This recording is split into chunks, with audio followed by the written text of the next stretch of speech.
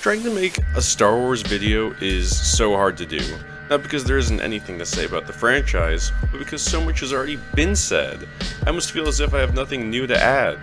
I mean, we talk about how classic the originals are, how controversial the special edition changes were, the disappointment of the prequels, the polarization of the sequels. The list goes on. I mean, you can find so many reviews and videos online. I mean, look at Red Letter Media when they did their 7-part Phantom Menace review. It was about half the length of the movie. How do you top that? Le fait de haïr autant les nouveaux films est une preuve très grande de l'amour qu'on leur porte. One of the great aesthetics of filmmaking, which I want to focus on today, is how you can share a story by showing as opposed to telling. This concept, however, seems a bit lackluster when looking at a lot of decisions George Lucas made in the prequels and with the special edition changes. So let me take you back to the year 2005. I was 10 years old and Revenge of the Sith just hit theaters. My anxiety and excitement at seeing a PG-13 Star Wars movie was quite intense.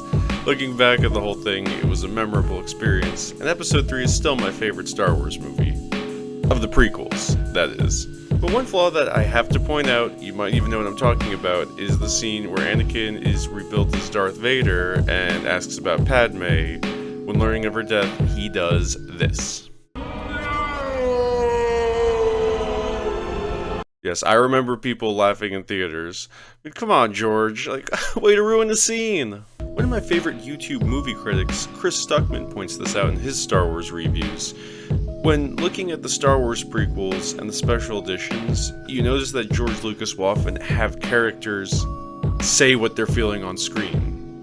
You know, it's almost as if he has like this fear that viewers might not be able to understand like, what he's trying to convey, unless someone directly verbalizes it. When I went back and rewatched the Star Wars movies, I actually found several more examples of this.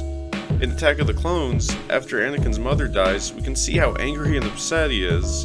Hayden Christensen does a great job of acting with his facial expressions, but when he has to read poorly written lines by George Lucas, it puts him in a different light. I killed them all. They're dead. Every single one of them. And not just the men, but the women. And the children, too. They're like animals, and I slaughtered them like animals. Seriously, was that scene really necessary for us to understand how Anakin feels? George Lucas may not be the only filmmaker to fall into this pitfall of over-explaining a story, though the reason I wanted to bring this up is because he does the same thing in a special edition of Star Wars. Fans always complain about the changes Lucas made to the original trilogy, Han Solo shot first, or the overuse of CGI, not to mention Jar Jar Binks' contribution in Return of the Jedi. Yes, I'm being serious.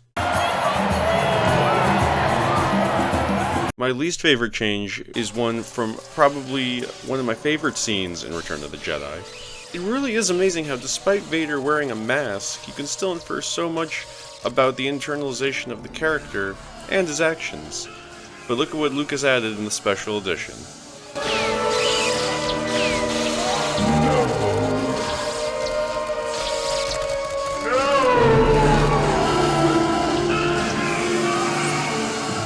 Why the fuck would you do that? Like, why did Lucas feel such an urge to change such a great scene?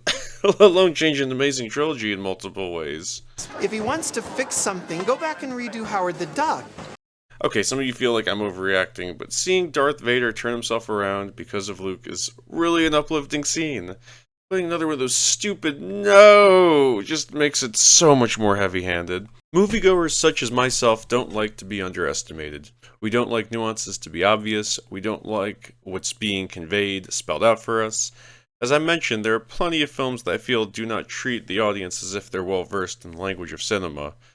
A little bit of subtlety goes a long way, which is why this is my least favorite change in the Star Wars Special Edition. Thank you all for watching, and just so you know, the documentary that I kept showing you clips from was called The People vs. George Lucas. This film features interviews with various writers and filmmakers, including Gary Kurtz, one of the producers of the original trilogy.